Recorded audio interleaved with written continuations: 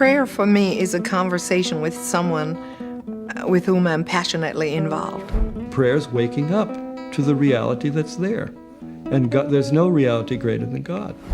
Prayer is opening the heart to God as to a friend. Prayer for me is just that daily dancing or dirging or whatever it is in my experience with God. I think prayer is an attitude. I think prayer is a state of mind. And as opposed to viewing prayer as something we do, I think prayer and a prayerful attitude is something you are.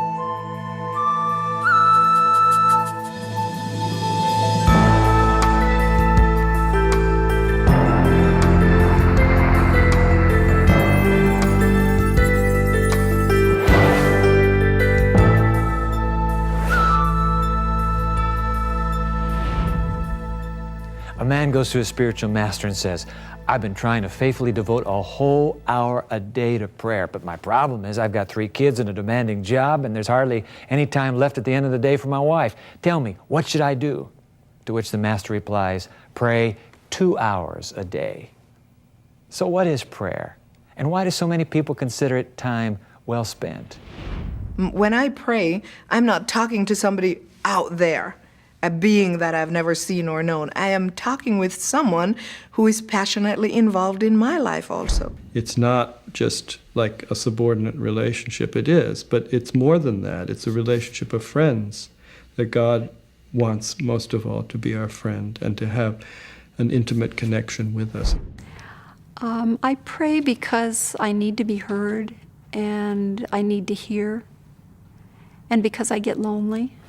I think of prayer as my responding to the presence of God. And the presence of God is undeniable. So it's only natural I'm going to respond. Just as if my husband is in the room, I am going to respond to his presence in that room. I like the image of a grandma God. I had the kind of a grandma who was padded and comfortable and could take you in her lap and could give you cookies and was a very comforting person.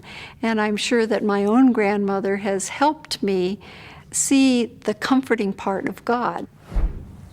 A person's image of the divine often determines what kind of relationship they have with God and how they pray.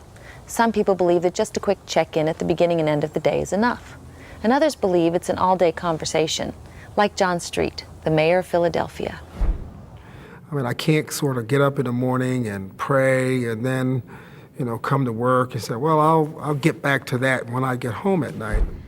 Well, there's a New Testament verse that says to pray without ceasing. And that always used to lay a guilt trip on me. But now that I'm growing to see that prayer is more just a part of being present to God and remembering God's presence to me in my everyday life.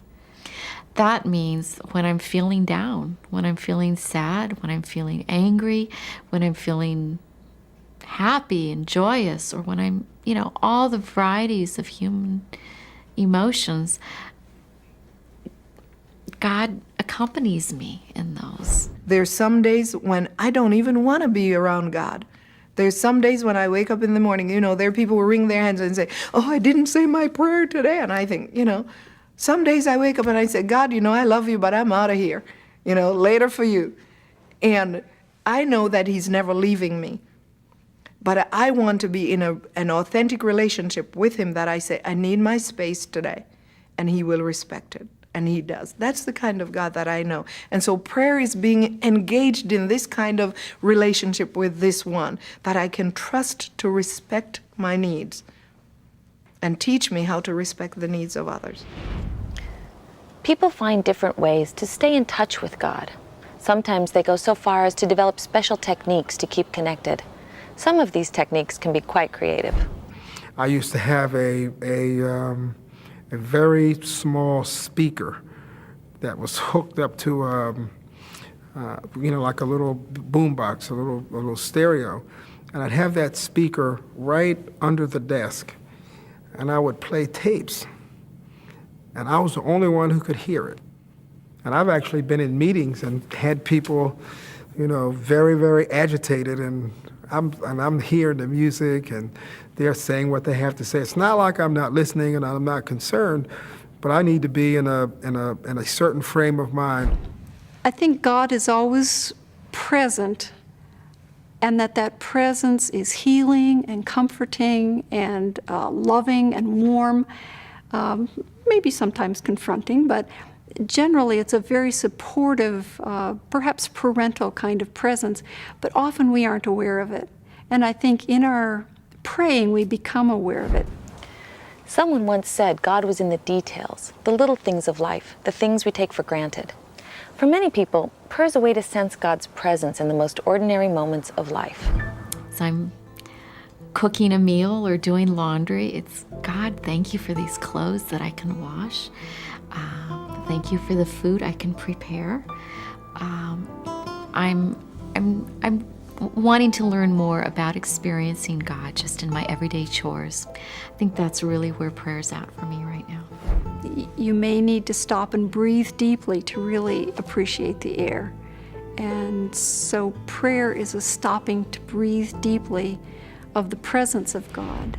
There may be as many definitions of prayer as there are people who pray. When we come back, we'll take a deeper look at prayer and its power to change people's lives. For a brighter future, just say hello.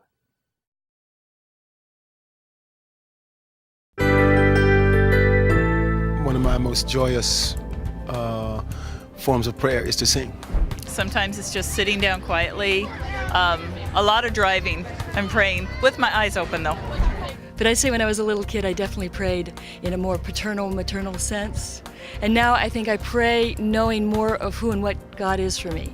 I've thought of prayer before as asking for something, and now I've realized that for me prayer is accepting what already is. So it's opened my eyes that I may see the glorious reality that's really here. My life is a prayer, of course. Yeah. Is prayer just the power of positive thinking, or does it really make a difference? I mean, when you get right down to it, is there evidence that prayer actually works? I have a real close relationship with prayer. A couple of years ago, I was in a coma for 30 days. I supposedly had cancer, humongous tumors, huge. I'm supposed to be dead. I'm the healthiest dead person I know. Hey, I can honestly say he answers all my prayers. It may not be exactly when I want him to, but he's always right on time. And I just woke up and did the marathon that year, actually. Purely almost superficial level, once I prayed that I was going to get an A on a test, and the next day it happened. I had a financial concern that I was very concerned about and prayed very hard about it for a few days. And then I had a job dropped right in my lap, so it was very nice. I feel like it was a direct answer to prayer. My friend just beat cancer, and I spent a lot of time praying for her. And she just beat it, and I owe that to God. I feel like many things I pray for have come true. Usually I pray for the Lord's protective covering over my family and my friends. Like if I'm scared, and I can say a prayer to God, and I get the power, and I'm not scared anymore. You just ask God for guidance as to how you should be living and the choices that you should be making. Maybe it's career or family or things of that nature. For instance, I just took a new job and I kind of prayed about guidance through that whole process. Many people count on their involvement with God to help them through their everyday ups and downs. But prayer also seems to work for people in the darkest times, the times of deepest need. When my mother was dying, I remember going into the lower level of our house and just stretching out on the floor and yelling at God and saying, how can you let this happen? How can you let this happen? And I don't know that I expected anything, but I wanted God to know how I felt about it. But my sense of God's response was that God also wept with me, that God was with me in my grief, and that it was a loss to God that my mother was dying. Dr. William Harris is a professor of medicine at the University of Missouri School of Medicine. He's the director of a lipid research program at St. Luke's Hospital in Kansas City. He participated in a scientific study designed to measure the impact of prayer on the health of hospitalized heart patients. We decided to use sort of a randomization scheme to place people in a prayed for group or not prayed for group based on whether their medical record number was even or odd. And those of us who were actually organizing and doing the study didn't really know which group, even or odd, was being prayed for. That was something that was determined by one person in private at the beginning of the study, and then that was kept secret throughout the study, so nobody knew who was being prayed for. We had organized a group of about 75 individuals in the community who volunteered to be our, what we call intercessors, the people that would do the praying. Those 75 people were organized into teams, kind of randomly placed into teams, 5 people each. So we had 15 prayer teams, as it were. And as a new patient came in the hospital into the coronary care unit, they came up on the computer in the chaplain's office. The chaplain secretary, who was kind of our study coordinator, she would then determine whether their medical record number was even or odd. And we now know that if they were even, she would write their name down on the prayer group list. If they were odd, they'd be written down on the control group list. Patients on the prayer group list were prayed for once a day for 28 days. Over time, about 500 people ended up in the control group and about 500 in the prayer group. A patient's progress was tracked by assigning a number value to each complication. The more significant the complication, the higher the number assigned. At the end of the study, the hospital charts between these two groups were compared. Remember, a low number meant the patient did well with few complications. A high number meant they didn't do so well. The numbers were added up and compared. The results were remarkable. We found that the group that had been prayed for had an 11% lower score than the control group. And we did some statistics on that. When basically we asked the question what's the chance that this is just a random chance finding? And we found that the chance was about 1 in 25 or so, that this was just a random variation, which really meets and exceeds the standard that we set in biomedical research for statistical significance. Clearly, evidence exists to support the idea that prayer is effective. We'll have more evidence that prayer works when we continue.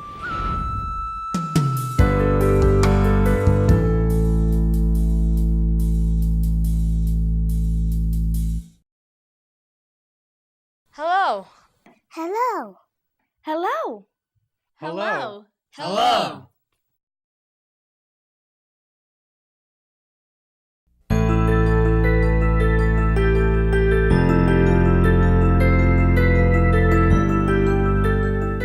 Like William Harris, Larry Dossey is a medical doctor. He's written 8 books, most of which deal with this explosive subject, the healing power of prayer. Larry, welcome to The Evidence. Dwight, it's great to be with you. I'm telling you, explosive is the word. Wow. Is this stuff really for real? Dwight, the key point here is that this is bottom line, no fooling around, solid, bulletproof evidence in my judgment. This is not fringe medicine. No.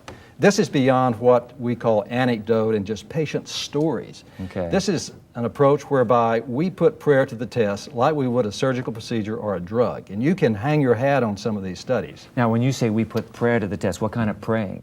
Usually, the people who are doing the praying are invited to pray in the way that's most authentic and meaningful for them.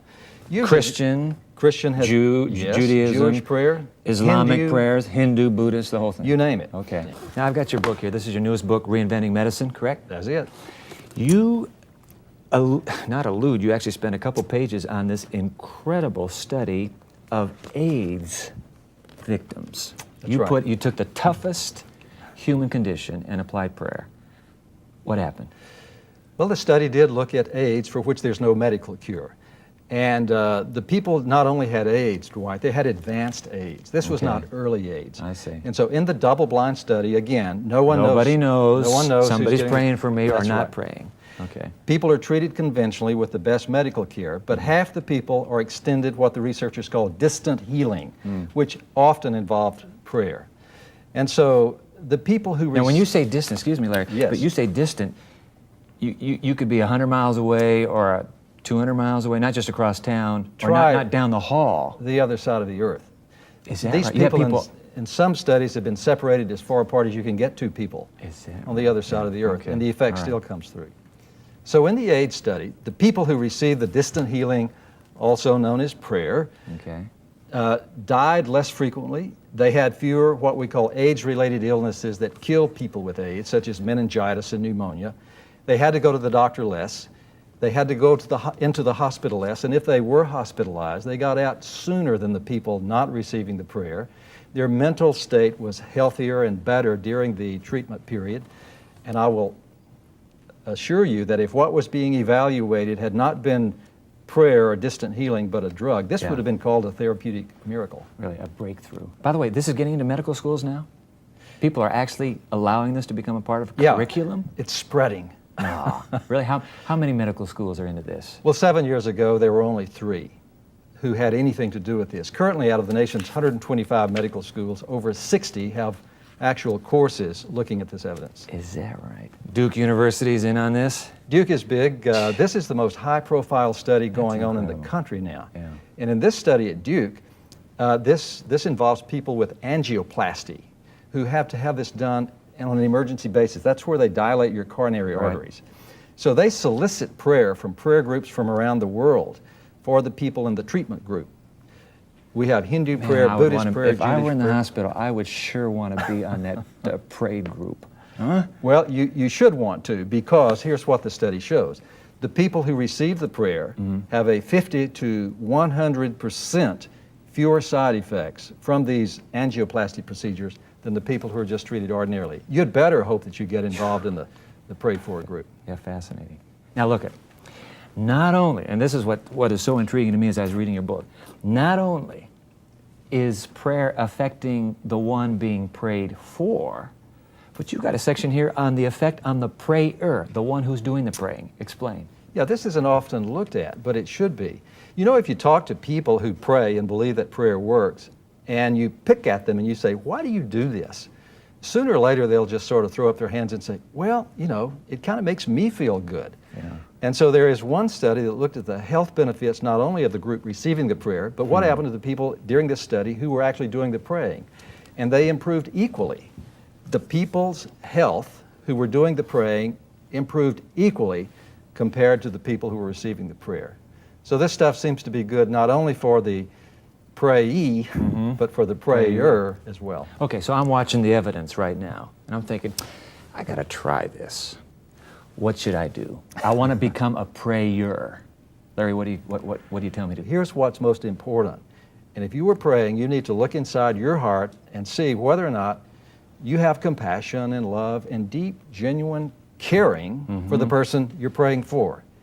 If you have that, your prayer probably is going to work.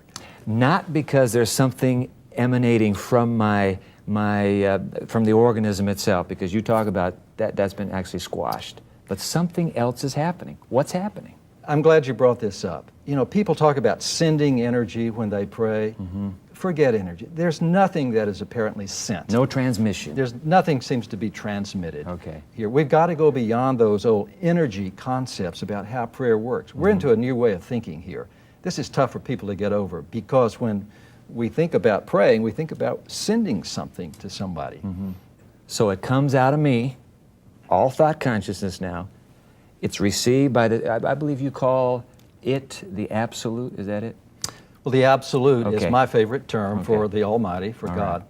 Listen, we should not get hung up on how this stuff works. What medicine is really good at is saying that it works. We don't really understand how prayer works at a distance. We just have to be honest about that. But you know, often in medicine, Dwight, we know that something works before we have a clue about how it works. Okay. We can do the studies and show that it works, but we may be a while in understanding how, but that's all right. And the critics are standing up and cheering. Well, the critics, I was a critic. I came around. Many of the critics have sort of been won over by the evidence. Have they? I must say there's a vocal, small number of cynics and critics who probably will never make the transition, who think this is just absolute heresy and nonsense. But progress will just sort of leave them in the dust. Final question. Yeah. Your own journey. You started out believing in prayer as a kid. You allude to it.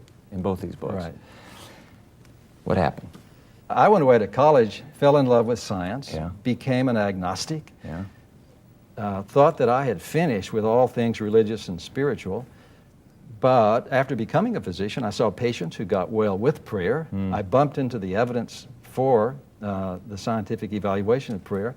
And frankly, I got to the point of saying, look, this looks as if it meets the criteria of science. So are you going to honor this in your own life with your patients and pray for your patients?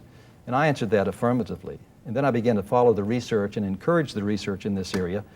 And so I can't imagine my life working without prayer. Larry Dossie, great to have you on the program. Thanks, Dwight. God bless you. What do you think? Would you like some more information? I'd like to invite you to check our interactive website. You can find us at www.theevidence.org. I'll be back in just a moment with some closing thoughts.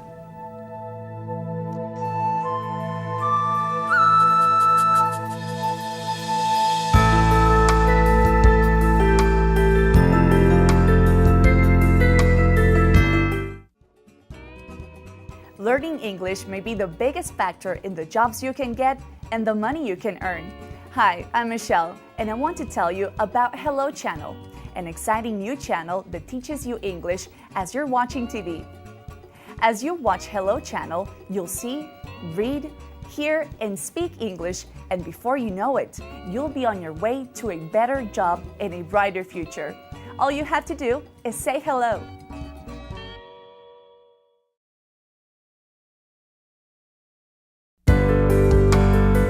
Anatoly Levitin was a Russian writer and historian who spent years in the Siberian Gulag. You would think that prayer in a place like that would seem frozen to the ground. But Levitin came back with a surprising discovery. The greatest miracle of all is prayer, he would later write. I have only to turn mentally to God, and at once I feel a force that pours into me from somewhere, into my soul, into my whole being. We've looked at hard evidence today indicating that prayer does make things happen. Scientific studies have highlighted the connection between prayer and response in impressive ways. And yet I think it's important to remember that all our prayers have one essential answer: God. Our prayers are much more answerable as a means to that end. I have a feeling that's the secret to those individuals who have reported such dramatic answers to prayer. They are really aiming at something beyond. The greatest thrill of answered prayer isn't necessarily getting what we ask for, but reaching out to touch someone beyond yourself, to touch someone who's always been there. In other words, to commune with the divine. For me, my conversations with God are one of the greatest evidences that God exists. That's what I think. I'm Dwight Nelson. Join us next time for more of The Evidence.